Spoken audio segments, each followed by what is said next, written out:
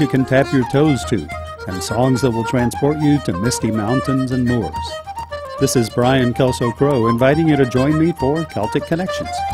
Listen to Celtic Connections every Saturday afternoon at 1 on KSJE 90.9 FM, Farmington.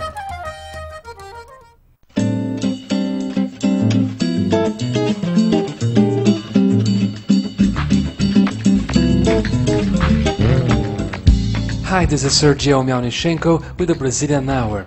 I would like to invite you to join me every week with the best and most exciting music of Brazil. Every week, right here. Tune in the Brazilian Hour every Saturday night at 11 on KSJE Farmington.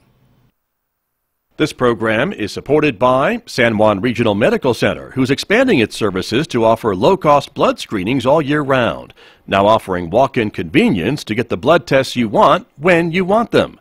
MyLabs, patient-ordered testing, is available in Farmington at the hospital's laboratory and the Outpatient Diagnostic Center on 30th Street. Also in Aztec at San Juan Health Partners Family Medicine at 120 Llanos Street. With nearly 20 tests available, there's an option for everyone. MyLabs, patient-ordered testing, a wellness service of San Juan Regional Medical Center.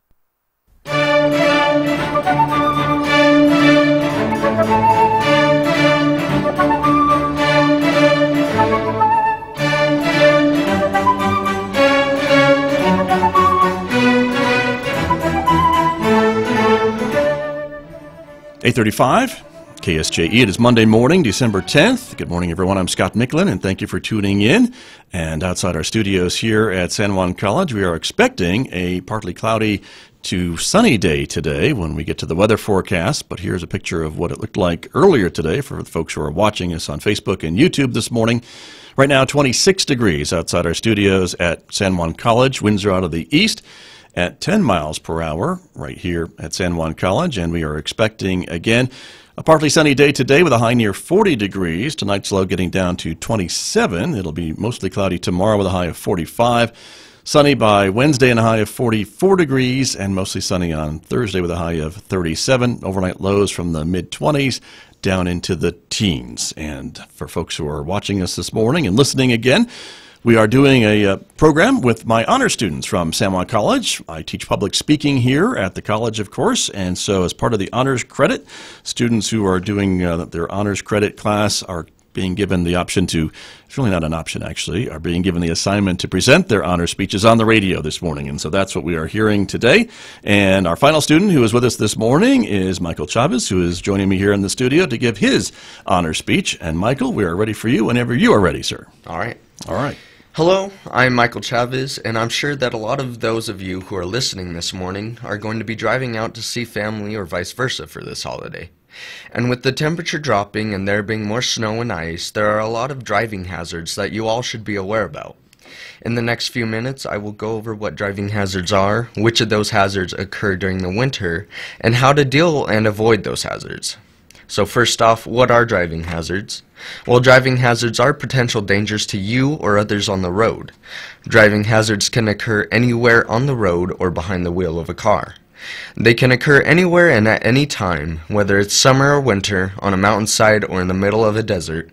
Driving hazards include rock slides on the side of a mountain, or icy roads in the middle of winter, or little kids running in front of your car, or a light pole falling in the middle of the road. According to the Department of Transportation and Main Roads, a hazard can be any possible source of danger on or near the road that could lead to a crash, and it can come from any direction. Now, which hazards occur during the winter? Well, there are many driving hazards that occur especially in the winter, but the most common hazards are the cold temperatures, the snow, the fog, and the ice or black ice.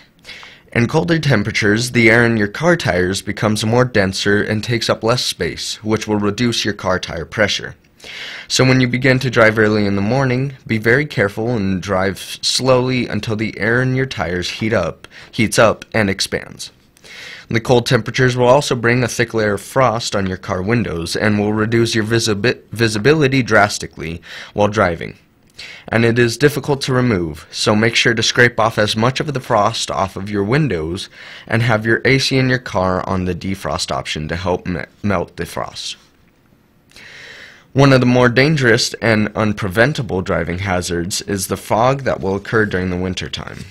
Fog is basically a low-altitude cloud that reduces visibility greatly and can be very dangerous.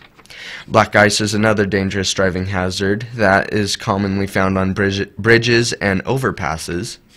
Black ice is a very thin and extremely transparent layer of ice on the road that is hard to see but still very slippery. Now, how to avoid and handle these hazards. To deal with the tire pressure, well, there isn't a very easy way to avoid your car's tire pressure going down in the winter unless you have a heated garage that you would put it in. But the best way to handle your tire pressure being low is to drive on slow roads for a few minutes until your tires heat up and the tire pressure goes back to normal. For the frost is the same as the low tire pressure and avoiding it, but handling frost is much easier. To help melt most or all of the frost before you need to drive, turn on your car and heat it up from the inside to melt the ice before you need to drive, so that when you are ready, most of the frost will be gone.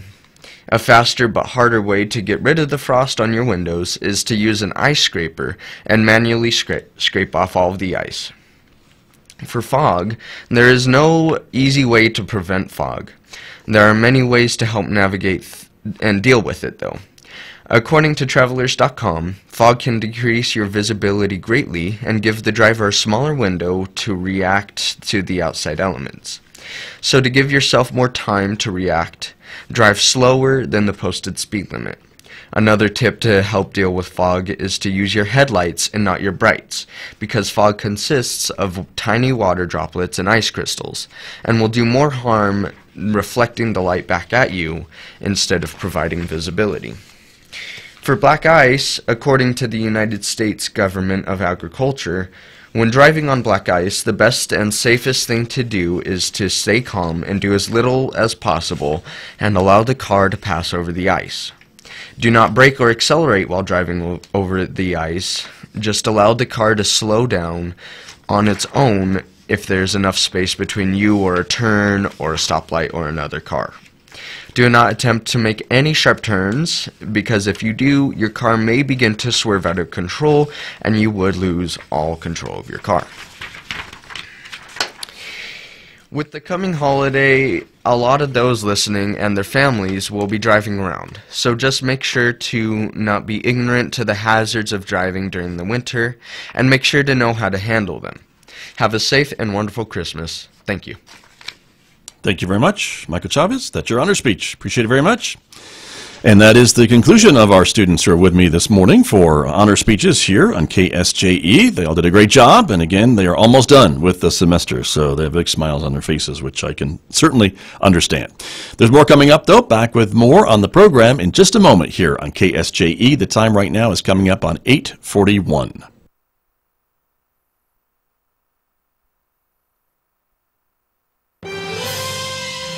The fix was in. A deal with Southern Democrats made Rutherford B. Hayes president. It was one of the most corrupt elections in U.S. history. A Moment in Time with Dan Roberts. In the election of 1876, Sam Tilden, the New York Democrat, needed only one vote in the Electoral College to win. 3 southern states were in dispute, and Republican Hayes needed them all. The Democratic House and Republican Senate appointed an electoral commission to resolve the gridlock. 5 Republicans from the Senate, 5 Democrats from the House joined 5 Supreme Court justices, 2 Democrats and 2 Republicans. The election would rest on the decisions of the 5th Justice, David Davis of Illinois, who most thought was an independent. At the last minute, the Republican legislature of Illinois elected Davis